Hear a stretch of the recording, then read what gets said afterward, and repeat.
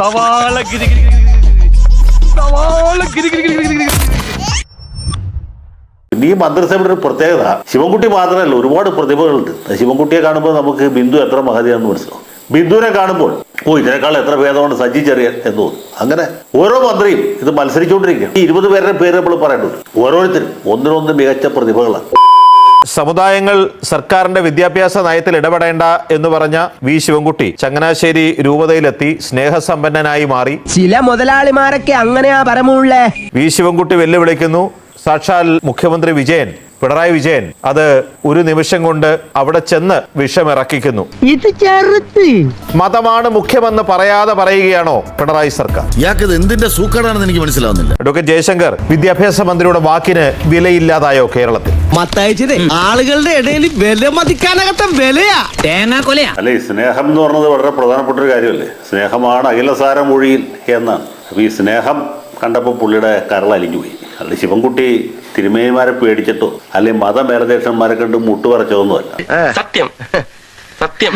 അവിടെ ചെന്ന് അവരുടെ ആ സ്നേഹവും ആ ഒരു താല്പര്യമൊക്കെ കണ്ടപ്പോൾ അദ്ദേഹത്തിന്റെ കരൾ അലിഞ്ഞുപോയി. ഐസ് ഫ്രൂട്ട് വെയിലത്ത് വെച്ച പോലെ. മാത്രമല്ല, അരമനയിൽ ചെല്ലുമ്പോൾ അണ്ടിപ്പരിപ്പും അതുപോലെ ഈന്തപ്പഴമൊക്കെ കൊടുക്കുമല്ലോ. ഇനി ഫ്രൂട്ട് സലാഡോ ചൂട് പാലോ ഐസ്ക്രീമോ അങ്ങനെ എന്തെങ്കിലും ഇന്നിനിപ്പോ വേണ്ട. എന്തായാലും ഞാൻ ഇവിടെ ഉണ്ടല്ലോ, എപ്പോ വേണേലും. അതൊക്കെ കഴിച്ചപ്പോൾ പുള്ളിയുടെ നിലപാട് മാറി. മാത്രമല്ല, NSSകാർ കോടതിയിൽ പോയി വാങ്ങിയ ഉത്തരവ് കോടതിയിൽ പോകാത്ത മതമേലധ്യക്ഷന്മാർക്ക് കൊടുക്കുന്നതിൽ എന്താ തെറ്റുള്ളത്? എല്ലാവരും ഒരുപോലെ കോടതിയിൽ പോകണം. എല്ലാവരും വലിയ വക്കീലന്മാരെ കാശ് കൊടുത്ത് എൻഗേജ് ചെയ്യണം. അധ്വാനിച്ച് വിധി മേടിക്കണം എന്ന് എവിടെയെങ്കിലും പറഞ്ഞിട്ടുണ്ടോ? അങ്ങനൊന്നും ചെയ്യേണ്ട ആവശ്യമില്ല. അതൊക്കെ ശിവൻകുട്ടിക്കാരെ. കള്ളന്മാരിപ്പോ പള്ളിക്കരയിലോട്ട് എക്സ്കർഷൻ ആയിട്ട് വരികയല്ലേ. പിന്നെ പുള്ളി നിയമസഭയിൽ പറഞ്ഞപ്പോൾ അകന്ന് പുറകിലിരിക്കുന്ന പാർട്ടിക്കാരുടെ കൈയടി കിട്ടാൻ വേണ്ടി പറഞ്ഞു എന്ന് മാത്രമേ ഉള്ളൂ. നമുക്ക് അപ്പോഴേ അറിയാം ഇതൊക്കെ എവിടെ ചെന്ന് അവസാനിക്കുന്നു. ഇത് ആദ്യത്തെ സംഭവമല്ലല്ലോ. പുള്ളി എന്തുകൊണ്ടാണ് നമ്മൾ മൂന്നാം മുണ്ടശ്ശേരി എന്ന് വിളിക്കുന്നത്? പുള്ളി എത്ര തവണയാൾ വാളൂരിയത് ഓരോ സമുദായ സംഘടനക്കാർക്കെതിരായിട്ട് ഇല്ലേ? ഇവിടെ ജനറൽ നോട്ടറി യൂണിഫോം ഉണ്ടാക്കാൻ പോയത് ഓർമ്മയില്ല? സ്കൂളിലെ ക്ലാസ് ടൈം കാലത്ത് വൈകുന്നേരം ക്ലാസ് ടൈം ദീർഘിപ്പിക്കാൻ തീരുമാനിച്ചത് നമ്മൾ കണ്ടത്. അങ്ങനെ എന്തെന്ത് പരിഷ്കാരങ്ങൾ നടത്തിയ ഒരു മന്ത്രിയാണ് അദ്ദേഹം. ഭയങ്കരമായ ആളുകൾക്ക് പുള്ളിയെ പുച്ഛമാണ്, പരിഹാസമാണ്. പക്ഷെ ആള് വിദ്യാഭ്യാസ വിചക്ഷണനാണ്. സത്യം പറഞ്ഞാൽ മുണ്ടശ്ശേരി മാഷിനും മുഹമ്മദ് വായിക്ക് ശേഷം ഇത്രയും പണ്ഡിതനായ, ഇത്ര പ്രഗത്ഭനായ, ഇത്രയും കാര്യശേഷിയുള്ള, കർമ്മ നിപുണനായ ഒരു വിദ്യാഭ്യാസ മന്ത്രി ഉണ്ടായിട്ടില്ല. അപ്പൊ ഇതുപോലെ പ്രഗത്ഭനായ ഒരു മന്ത്രി കിട്ടിയാൽ നമ്മളെല്ലാവരും സന്തോഷിക്കണം. പിന്നെ ഈ മന്ത്രിസഭയുടെ ഒരു പ്രത്യേകത ശിവൻകുട്ടി മാത്രമല്ല, ഒരുപാട് പ്രതിഭകളുണ്ട്. ശിവൻകുട്ടിയെ കാണുമ്പോൾ നമുക്ക് ബിന്ദു എത്ര മഹതിയാണെന്ന് മനസ്സിലാവും. ബിന്ദുവിനെ കാണുമ്പോൾ ഇതിനേക്കാൾ എത്ര ഭേദമാണ് സജി ചെറിയാൻ എന്ന് തോന്നും. അങ്ങനെ ഓരോ മന്ത്രിയും ഇത് മത്സരിച്ചുകൊണ്ടിരിക്കുകയാണ്. ആരാണ് കൂടുതൽ കേമൻ, ആരാണ് പ്രഗത്ഭൻ, ആരാണ് കാര്യപ്രാപ്തി ഉള്ള ആൾ എന്നത്. ഇങ്ങനൊരു അറാം മിടുക്കൻ ചെക്കനെ ഞാൻ ഇന്ന് വരെ കണ്ടിട്ടില്ല. പേരെടുത്ത് പറയാന്ന് വെച്ചാൽ 20 പേരുടെ പേര് നമ്മൾ പറയേണ്ടത്. ഓരോരുത്തരും ഒന്നിനൊന്ന് മികച്ച പ്രതിഭകളാണ്. അപ്പൊ അതുകൊണ്ട് ഇതൊക്കെ സ്വാഭാവികമാണ്. നമ്മൾ മുമ്പ് കണ്ടിട്ടുള്ളതല്ലേ, ഇനിയും കാണാതിരിക്കുന്നതാണ്. ഞാൻ നിനക്ക് എന്ത് ദ്രോഹം ചെയ്തതാ? എന്റെ കാലനായിട്ടാണോ അവനെ കൊണ്ട് കെട്ടിയെടുത്തിരിക്കുന്നത്? കൈ നനയാതെ മീൻ പിടിക്കുന്ന വിദ്യയിൽ ക്രൈസ്തവ മതമേലധ്യക്ഷന്മാരെ കഴിഞ്ഞിട്ട് വേറെ ആരും. വേറെ ആരാണെങ്കിലും സമരം ചേർന്നു സിന്ദാബാദ് വിളിച്ചിട്ടൊക്കെ ആണ് കാര്യങ്ങൾ ചെയ്യുക, അല്ലെങ്കിൽ കോടതിയിൽ കേസ് കൊടുത്തിട്ടാണ്. ഇവരങ്ങനെയല്ല. ഇവർ വളരെ ഭയത്തിൽ അവരുടെ ആ ഒരു നയവും വിനയവും പുഞ്ചിരിയും സ്നേഹവും എല്ലാം കൊണ്ട് കൈ നിറയാതെ മീൻ പിടിക്കുന്നതിൽ ഇവർക്കുള്ള ഒരു ഭയങ്കരമായ കഴിവ് നമ്മൾ അംഗീകരിച്ചാൽ മതിയോ? അസൂയപ്പെട്ടിട്ടൊന്നും കാര്യമില്ല. അതൊക്കെ എന്റെ നാക്കിന്റെ ബലമാണ്. മെത്രാന്മാർക്ക് ഒരു കാര്യം മനസ്സിലായി, UDF-നേക്കാളും കാര്യങ്ങൾ നടത്തിയെടുക്കാൻ നല്ലത് LDF ആണ്. കാര്യങ്ങൾ നടന്നു കിട്ടുന്നുണ്ട്. ഇതുപോലെയല്ലേ NSS-ന്റെ കാര്യം. NSS-ന് നടത്തി കൊടുത്തു, SNDP-ക്ക് നടത്തി കൊടുക്കുന്നു, ക്രൈസ്തവ മതമനുഷ്യന്മാർക്ക് നടത്തി കൊടുക്കുന്നു, കാന്തപുരം മുസ്ലിംകാർക്ക് നടത്തി കൊടുക്കുന്നു, EK ഗ്രൂപ്പുകാർക്ക് നടത്തി കൊടുക്കുന്നു. ആര് വേണമെങ്കിലും ചോദിച്ചാൽ ചോദിപ്പിൻ തരപ്പെടും എന്ന് കർത്താവ് പറഞ്ഞത് പിണറായി വിജയൻ ഉദ്ദേശിച്ചാണ്. NSS ചോദിച്ചാലും SNDP ചോദിച്ചാലും മതമേലധ്യക്ഷന്മാർ ചോദിച്ചാലും മുസ്ലിംകാർ ചോദിച്ചാലും മൗലവി ചോദിച്ചാലും ആര് ചോദിച്ചാലും നടത്തി കൊടുക്കും. ഞാനോ സുരേഷോ അല്ലെങ്കിൽ റോയ് മാത്യോ അതല്ലെങ്കിൽ കാരശ്ശേരി ഭാഷ ചോദിച്ചാൽ നടത്തി തരില്ല. അത് വേറെ. എന്തായാലും ഈ മുഖ്യമന്ത്രി വിളിച്ച യോഗത്തിൽ വെച്ച് വിദ്യാഭ്യാസ മന്ത്രിയുടെ നിലപാടൊക്കെ മാറി കടുത്ത നിലപാട് സ്വീകരിച്ച് മുന്നോട്ട് പോകുന്നു എന്നൊരു പ്രതീതി സൃഷ്ടിക്കുകയും കർദിനാൾ മാർ ക്ലിമിസ് മുഖ്യമന്ത്രിയെ ഒന്ന് കാണുന്നതോടുകൂടി ഒരൊറ്റ സുപ്രഭാതത്തിൽ, അതായത് മുഖ്യമന്ത്രി എപ്പോൾ ഈ വിഷയത്തിലേക്ക് കൈവെക്കുന്നോ അപ്പോൾ ഇത് മുഴുവൻ തിരിയുകയാണ്. തോന്നി അതങ്ങനെ വരൂ, അതങ്ങനെ സംഭവിക്കൂ. അതുവരെ പരമാവധി പ്രകോപനം വിദ്യാഭ്യാസ മന്ത്രിയുടെ ഭാഗത്തു നിന്ന് സൃഷ്ടിക്കുകയാണ്. അപ്പോൾ ഈ സമുദായങ്ങളുടെയും സഭകളുടെയും ഒക്കെ ആവശ്യങ്ങൾക്ക് മേൽ ഇരു കൈകളും ഉയർത്തി നിൽക്കുന്ന ഒരു രക്ഷകനായി മുഖ്യമന്ത്രി അവതരിപ്പിക്കുന്ന ഒരു തിരക്കഥ ഇതിലുണ്ടോ? തീർച്ചയായിട്ടും അങ്ങനെയല്ലേ നമ്മൾ കരുതേണ്ടത്. എന്നെ വിശ്വാസമല്ലേ? ഇല്ല, തീരെ ഇല്ല. അതുകൊണ്ടാണല്ലോ ഞാൻ പറഞ്ഞത്. 1.5 വർഷം മുമ്പല്ലേ കോഴിക്കോട് ഒരു പ്രൈമറി സ്കൂൾ അധ്യാപിക ശമ്പളം കിട്ടാത്തതിന്റെ പേരിൽ എയ്ഡഡ് സ്കൂൾ മാനേജ്മെന്റിൽപ്പെട്ട ഒരു അധ്യാപിക ആത്മഹത്യ ചെയ്തൊരു സംഭവം ഉണ്ടായല്ലോ. അന്ന് ഈ സർക്കാരിൽപ്പെട്ടവരൊക്കെ എന്താ പറഞ്ഞത്, പണം വാങ്ങിയിട്ട് അവരെ നിയമനം കൊടുത്തിട്ട് അവർക്ക് വേണ്ട രീതിയിലുള്ള പ്രൊട്ടക്ഷൻ ഒന്നും കൊടുത്തില്ല എന്ന് പ്രത്യേകിച്ച് ഇടതുപക്ഷത്തെ രാഷ്ട്രീയ പാർട്ടികളെല്ലാം അന്ന് മാനേജ്മെന്റിനെ കുറ്റപ്പെടുത്തുന്നതൊക്കെ നമ്മൾ കണ്ടതാണ്. അതിനുശേഷം ശിവൻകുട്ടിയുടെ പത്രസമ്മേളനത്തിലെ ശിവൻകുട്ടിയുടെ ബോഡി ലാംഗ്വേജ് എന്തായിരുന്നു? ബിഷപ്പുമാരെയൊക്കെ വെല്ലുവിളിക്കാൻ ഒരു മടിയും ഇല്ലാത്തൊരവസ്ഥയിലായിരുന്നു. ആൾക്ക് തീരെ വിദ്യാഭ്യാസം വിവരമൊന്നും ഇല്ലേ, വിഡ്ഢിത്തിരെ പറയുള്ളൂ, തെണ്ടി. വിമോചന സമരത്തിന്റെ പഴയ ചരിത്രം പറഞ്ഞ് പേടിപ്പിക്കണ്ട, വരട്ടാൻ നോക്കണ്ട എന്ന് പറഞ്ഞ ആള് ചങ്ങനാശ്ശേരി അരമനയിൽ ചെന്ന് കഴിഞ്ഞപ്പോഴത്തേക്ക് ഈശോമിശിഹായ്ക്ക് സ്തുതിയായിരിക്കട്ടെ എന്ന് പറഞ്ഞായിരിക്കാം ഒരു പക്ഷേ ശിവൻകുട്ടി ബിഷപ്പിനെ അഭിവാദ്യം ചെയ്തു എന്നാണ് ഞാൻ കരുതുന്നത്.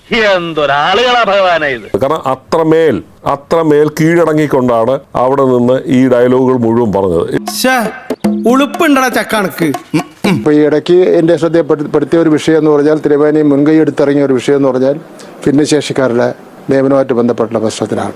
അതിൽ പിന്നെ തിരുമേനി വീട്ടിൽ വന്നിരുന്നു, ഞാനിവിടെ വന്നിരുന്നു, അതിൻ്റെ എല്ലാ വശങ്ങളും സംസാരിച്ചിരുന്നു. തിരുമേനി മുഖ്യമന്ത്രിയെ കണ്ടിരുന്നു. മുഖ്യമന്ത്രി തിരുമേനിക്ക് ഒരു ഉറപ്പ് കൊടുത്തിരുന്നു, ഒരാഴ്ചയ്ക്കും നമുക്ക് എന്തെങ്കിലും ഒരു പരിഹാരം ഉണ്ടാക്കാമെന്ന്. പലഹാരം വേണോ ശ്രാമേ? പലഹാരം അല്ലട കഴുതേ, പരിഹാരം. ഇന്നിപ്പോ മുഖ്യമന്ത്രി ഒരു ഹൈ ലെവൽ കമ്മിറ്റി ഇന്ന് വിളിച്ചു ചേർത്തു. മുഖ്യമന്ത്രിക്ക് ഒട്ടും സമയമില്ലായിരുന്നു, എങ്കിൽ പോലും വിളിച്ചു ചേർത്തു. അതിൻ്റെ തീരുമാനങ്ങൾ ഞാൻ നേരത്തെ പറഞ്ഞു കഴിഞ്ഞു. അപ്പോൾ പിന്നെ തിരുമേനി നാളെ ഒരു യാത്ര ഉണ്ടായിരുന്നപ്പോൾ ഒന്ന് കാണണമെന്ന് പറഞ്ഞു. ഇപ്പോൾ ഞാനിപ്പോൾ ഇതുവഴി പോവുകയും ചെയ്യുകയായിരുന്നു. ഇപ്പോൾ തിരുമേനി കണ്ടു, സന്തോഷം പങ്കിട്ടു. തിരുമേനി എല്ലാ നന്ദിയും രേഖപ്പെടുത്തി. ഇപ്പൊ മനസ്സിലായി താൻ ആരാണെന്നും തന്റെ ഉദ്ദേശം എന്താണെന്നും. ചങ്ങനാശ്ശേരി പോയി അദ്ദേഹം സ്നേഹം പ്രകടിപ്പിച്ചു, അദ്ദേഹത്തിന്റെ നിലപാട് കീഴടങ്ങുന്നു. അത് കഴിഞ്ഞ് 13-ാം തീയതി കഴിഞ്ഞ ദിവസം യോഗം ചേരുന്നു, അതിന്റെ തീരുമാനങ്ങൾ വിശദീകരിച്ചു. അതുകൊണ്ടും അദ്ദേഹത്തിന് തൃപ്തി വരാതോ അല്ലെങ്കിൽ അദ്ദേഹത്തെ നിയോഗിച്ച ആളിന് തൃപ്തി വരാഞ്ഞിട്ടോ നേരിട്ട് പോയി കണ്ട് നന്ദി പറയാം. വാസ്തവം അവരെ കൊണ്ട് ഇതിൽ കൂടുതൽ ഒന്നും ചെയ്യാൻ പറ്റുകയില്ല കേട്ടാ. നമ്മുടെ കേരളത്തിന്റെ ഒരു വിദ്യാഭ്യാസ മന്ത്രി എത്ര മാത്രമാണ് ഈ ഒരു പാർട്ടിയുടെ അല്ലെങ്കിൽ അതിനെ നയിക്കുന്ന ഒരു മുഖ്യമന്ത്രിയുടെ നയപരമായ തീരുമാന മാറ്റത്തിലൂടെ പൊതുജന മധ്യത്തിലിട്ട് ചവിട്ടി അരയ്ക്കുന്നതെന്ന് ആലോചിച്ച് നോക്കൂ. ഞാനൊരു നഗ്നസത്യം പറയട്ടെ, എനിക്കൊന്നും ഓർമ്മയില്ലാട്ടാ. വിദ്യാഭ്യാസ വകുപ്പിന്റെ ഫയലുകൾ ഈ പട്ടം അരമനയിലും ചങ്ങനാശ്ശേരി അരമനയിലൂടെ കൊടുത്താൽ പോരെ, ഈ ഇതിന്റെ ആ പ്രശ്നങ്ങൾ വരുന്നില്ലല്ലോ. അവർ തന്നെ ഒപ്പിട്ട് അവർ തന്നെ കാര്യങ്ങൾ നടത്തിയല്ലോ. എല്ലാം പിണറായി വിജയൻ എന്ന് പറയുന്ന മുഖ്യമന്ത്രിയുടെ കാരുണ്യത്തിലാണ് കേരളത്തിലെ കാര്യങ്ങൾ നടക്കുന്നു എന്നുള്ള പ്രതീതി ഈ മന്ത്രിമാരെ കൊണ്ട് സൃഷ്ടിക്കുകയാണ്. എന്നിട്ട് പോയി തിരുമേനിയുടെ ഔദാര്യം കൊണ്ടാണ് ഇതെല്ലാം നടന്നത്, തിരുമേനി ഇല്ലെങ്കിൽ കേരളം മുന്നോട്ട് പോകത്തില്ല, റേഷൻ മേടിക്കാൻ പറ്റത്തില്ല എന്നുള്ള ഒരവസ്ഥ ഈ ജനങ്ങൾ തെരഞ്ഞെടുത്തു വിട്ട മന്ത്രിമാരെ തന്നെ സൃഷ്ടിക്കുകയാണ്. സെക്രട്ടേറിയറ്റിന്റെ പടിക്കലേക്ക് നോക്കൂ. ഒരു 3000 രൂപയുടെ ആനുകൂല്യം നൽകി മാനം രക്ഷിക്കാനെങ്കിലും ഈ സംസ്ഥാനത്തെ അടിസ്ഥാന മേഖലയിൽ പ്രവർത്തിക്കുന്ന ഞങ്ങളെ ഒന്ന് ഗൗനിക്കണമെന്ന് പറഞ്ഞിട്ട് ആശാ വർക്കർമാരോട് കാണിച്ച സമീപനം എന്താണ്? നീ ഇവിടെ വന്നിറങ്ങിയത് മുതലാണ് എന്റെ ദുരിതം തുടങ്ങിയത്. അപ്പം സംഘടിതർക്കും വോട്ട് ബാങ്ക് ഉള്ളവർക്കും അല്ല എന്നുണ്ടെങ്കിൽ സാമുദായികമായി ശക്തിയുള്ളവർക്കും മുന്നിൽ എത്ര പെട്ടെന്നാണ് ഒരു ഭരണകൂടം കണ്ണു തുറക്കുന്നതും പരവതാനി വിരിക്കുന്നതും നിലപാട് മാറ്റുന്നതും നയങ്ങൾ മാറ്റുന്നതും കോടതിയിൽ നിലപാട് പറയുന്നതൊക്കെ ആലോചിച്ച് നോക്കൂ. മാഷേ, ഇപ്പൊ എനിക്കൊരു കാര്യം ബോധ്യമായി. താനേ വെറും തറയാ. ഈ ആശാ വർക്കർമാര് ഒരു പക്ഷെങ്കിൽ കേരളത്തിലെ ഏതെങ്കിലും സമുദായത്തിന്റെ ഭാഗമായിരുന്നെങ്കിൽ ഇത് അപ്പ കിട്ടിയതിനെ. സമുദായത്തിന്റെ ഭാഗമല്ല, ജാതിയുടെ ഭാഗമല്ലാത്തവർക്ക് ആർക്കും നീതിയില്ല. ഏതാണ്ടാ പരിവായി. നേരത്തെ ശ്രീ ജയശങ്കർ സൂചിപ്പിച്ചതുപോലെ ഒരുപാട് കാര്യങ്ങളിൽ വിദ്യാഭ്യാസ മന്ത്രി വിപ്ലവകരമായ തീരുമാനങ്ങൾ പ്രഖ്യാപിച്ചിട്ടുണ്ട്, ചിലതൊക്കെ നടന്നിട്ടുണ്ട്. സമയമാറ്റമായിട്ട് എടുത്തിട്ടുള്ള തീരുമാനത്തിൽ നിന്ന് ഒരു മാറ്റവും ഇല്ല. പക്ഷെ ഒരു ജനാധിപത്യ ഗവൺമെന്റും ജനാധിപത്യ സംവിധാനത്തിൽ ഏതെങ്കിലും ഒരു വിഭാഗത്തിന് ഞങ്ങൾക്ക് കുറച്ചുകൂടെ കാര്യങ്ങൾ മനസ്സിലാക്കണമെന്ന് പറഞ്ഞു കഴിഞ്ഞാൽ അവരെ വിളിച്ച് സംസാരിക്കണ്ടേ? വേണം അത് വേണം. ഒരു കാരണവശാലും ആവശ്യമില്ലാതെ മതവും അതുപോലുള്ള പ്രസ്ഥാനങ്ങൾ സ്കൂളിന്റെ വിദ്യാഭ്യാസ കാര്യങ്ങളിൽ ആവശ്യമില്ലാതെ ഇടപെടേണ്ട കാര്യം ഇല്ല. അയ്യോ, തങ്കമായ മനുഷ്യനല്ലേ. ചിരിപ്പിക്കുകയാണോ അദ്ദേഹം?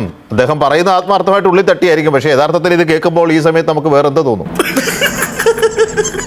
പട്ടം ബിഷപ്പിന്റെ അടുത്തും ചങ്ങനാശ്ശേരി ബിഷപ്പിന്റെ അടുത്തും പോയി മുട്ടിൽ നിൽക്കേണ്ട സ്ഥിതി വന്നത് എന്തുകൊണ്ടാണ്? നിങ്ങൾക്കൊരു തീരുമാനത്തിൽ നിങ്ങൾക്ക് ഉറച്ചു നിൽക്കാനുള്ള ശേഷിയില്ല, അതിനുള്ള കരുത്തില്ല. അപ്പൊ അതുകൊണ്ട് തന്നെയാണ് ഈ സമുദായ സംഘടനകളുടെ മുമ്പിൽ നിങ്ങളെ മുട്ടുമടക്കേണ്ടി വരുന്നത്.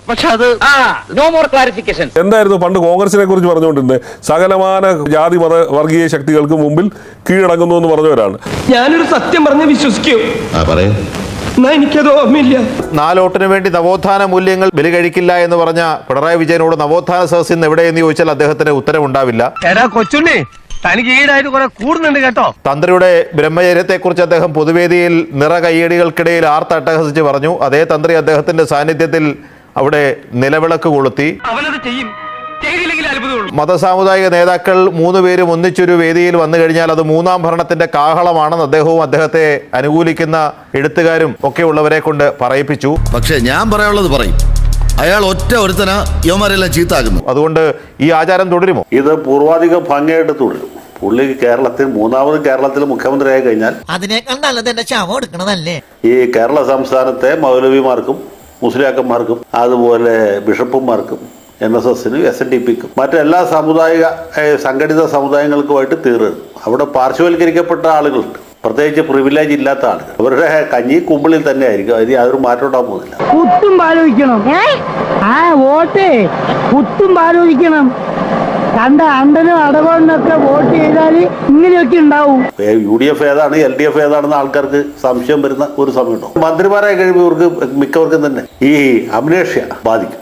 അതാണ് ഇപ്പോൾ പിണറായി വിജയൻ സംഭവിച്ചത്. കഴിഞ്ഞ 5 കൊല്ലം മുമ്പ് പുള്ളി പറഞ്ഞ കാര്യങ്ങൾ പുള്ളിക്ക് ഓർമ്മയില്ല. നീ കിടന്ന് ഉരുളൊന്നും വേണ്ട, ഇക്കാര്യമേ എനിക്ക് നല്ല ഓർമ്മയുണ്ട്. പുള്ളി ഇപ്പൊ പറയുന്ന കാര്യങ്ങൾ കുറച്ച് കഴിയുമ്പോൾ വീണ്ടും ഓർമ്മയില്ലാതെയാവും. അപ്പൊ പുള്ളിക്ക് ഓരോ സമയത്തും ഇങ്ങനെ നയം മാറ്റിക്കൊണ്ടിരിക്കും. അഭിപ്രായം ഇരുമ്പോലൊക്കെ അല്ല എന്ന് പറഞ്ഞത് പുള്ളിയുടെ കാര്യത്തിൽ വളരെ ശരിയാണ്. ഒന്ന് കൊടുത്തിട്ട് കണ്ണാടി എടുത്ത് കാണിച്ചു കൊടുക്കണ അപ്പ കാണും. അപ്പൊ നവോത്ഥാനം, പ്രബുദ്ധത, ഭരണഘടന, ധാർമ്മികത, ഇങ്ങനെയുള്ള പല സാധനങ്ങളും ഇവർ സമയാസമയങ്ങളിൽ ഉയർത്തിപ്പിടിക്കും. അത് ഉയർത്തിപ്പിടിക്കുന്നത് കൈ കഴക്കുമ്പോൾ താഴെ വെക്കുകയും ചെയ്യും. ഇപ്പൊ താഴെ വെക്കുന്ന മൂടാണ്. എന്നോട് വേണോ ഭദ്ര നിന്റെ ഈ പോസ്? സമുദായ നേതാക്കന്മാർക്കും മതമേലധ്യക്ഷന്മാർക്കും പൊതുവെ ഒരു പരാതിയുണ്ട്. പിണറായിയെ കുറിച്ചല്ല കേട്ടോ, പ്രതിപക്ഷ നേതാവ് VD സതീശനെ കുറിച്ചാണ്. അതിന് ഞാനും ചെയ്തില്ല. അതെ, നീ ഒന്നും ചെയ്യുന്നില്ല. സതീശൻ സമയാസമയങ്ങളിൽ കടിച്ചുകുളങ്ങരയിൽ പോകുന്നില്ല, പെരുന്നേൽ ചെല്ലുന്നില്ല, അല്ലെങ്കിൽ ബത്രാന്മാരുടെ അരമനയിൽ ചെല്ലുന്ന അവരുടെ കൈമുത്തുന്നില്ല, അതൊരു പരാതി കിട്ടും. ഇത് തന്നെ അവസരം. ആ ഒരു പരാതി പരിഹരിക്കാനുള്ള ഒരു എളിയ ശ്രമവും കൂടി ഇദ്ദേഹത്തിന്റെ ഭാഗത്തുണ്ട് എന്ന് വേണം നമ്മൾ മനസ്സിലാക്കാൻ. കാരണം ഇങ്ങനെയുള്ള ആളുകളുടെയൊക്കെ കരുണാകടാക്ഷം ഉണ്ടെങ്കിൽ മാത്രമേ 3ാം ഊഴത്തെ കുറിച്ച് ചിന്തിക്കാൻ പറ്റൂ. അങ്ങനെ അതെ, ഈ കളർ എനിക്കിട്ടാണോ നിനക്കിട്ടാണോ പോകുന്നത്? എനിക്ക് അത്ര ഇഷ്ടപ്പെടുന്നില്ല കേട്ടോ.